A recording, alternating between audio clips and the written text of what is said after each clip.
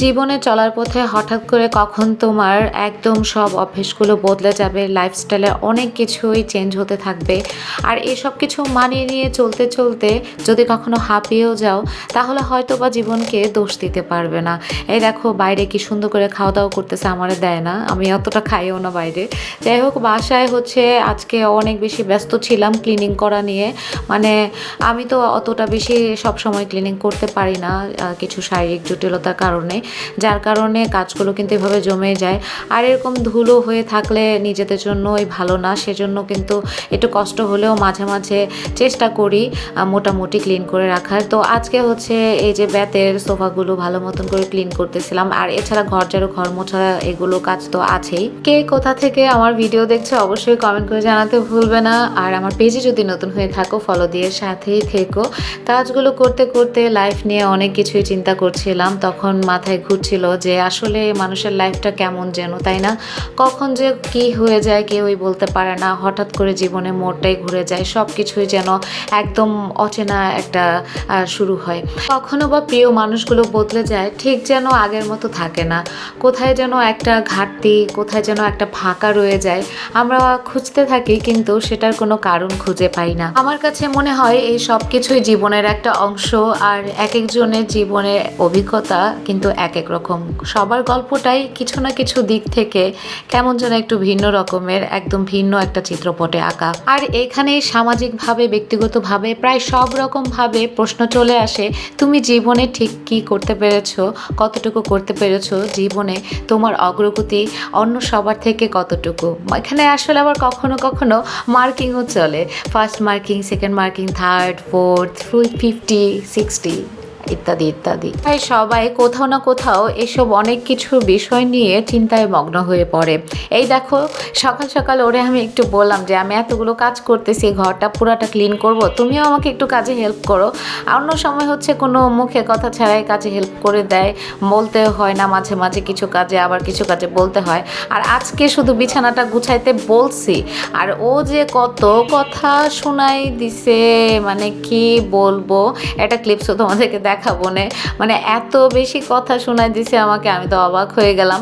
তারপরে তো অনেক কাজ টাজ করে তারপরে শাওয়ার নিয়ে নিলাম। এরপর হচ্ছে এমনি মুখে ডলাডলি করে নিতেছি, ময়শ্চারাইজার ক্রিম মাখে নিতেছি।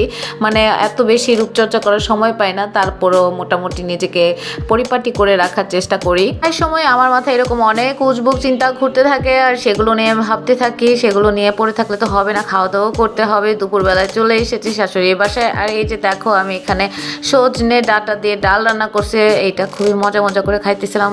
আমার অনেক অনেক বেশি পছন্দের। যখন সজনের সিজন থাকে, মানে এই আইটেমটা খাওয়া হবেই হবে। আর এছাড়া মাছের সাথেও সজনে অনেক ভালো লাগে। এরপরে ঘুমটা টেনে লক্ষ্মী বউয়ের মতো টুকটুক করে হাঁটতে হাঁটতে এগিয়ে যাচ্ছি। আর যেতে যেতেই চোখে পড়লো এই যে কলা গাছটার দিকে। আর একটু বাসার সামনে এই যে একটা কলা গাছ, এখানে অনেকগুলা কলা হয়ে আছে, আমার তো দেখা খুব ভালো লাগছে। এরপরে হচ্ছে বিকালবেলা মাঝখানে একটু ঘুমাইছিলাম, তারপর বিকালবেলা তো হচ্ছে তারও ক্ষুধা লাগছে, কারণ সেও ঘুমাইছিল।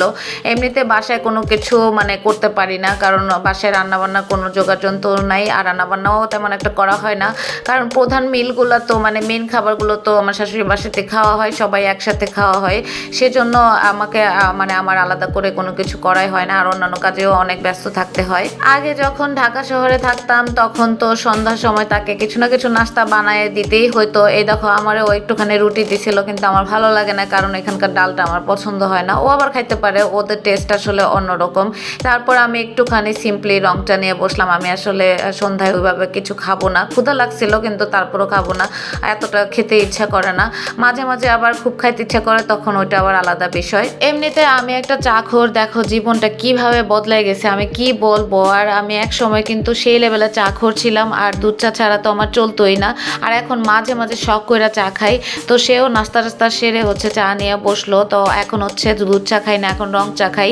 একটু স্বাস্থ্য সচেতন হওয়ার চিন্তা ভাবনা করতেছি, মানে হইতে হবে তো, তাই না? একটু ভালো থাকতে গেলে, জীবনটাকে উপভোগ করতে গেলে নিজের প্রতি একটু যত্নবান হতে হবে। তো সেই চেষ্টাটা তো অবশ্যই থাকতে হবে। আমার ননদের কেকের বেকারি আছে, আর সেখানে হচ্ছে এই চকলেট কেকটা বানানো হয়েছে। বাসায় এসে দেখে এটা এভাবে রেখে দিছে, তো আমি সেখান থেকে অনেকখানি নিয়ে আসলাম।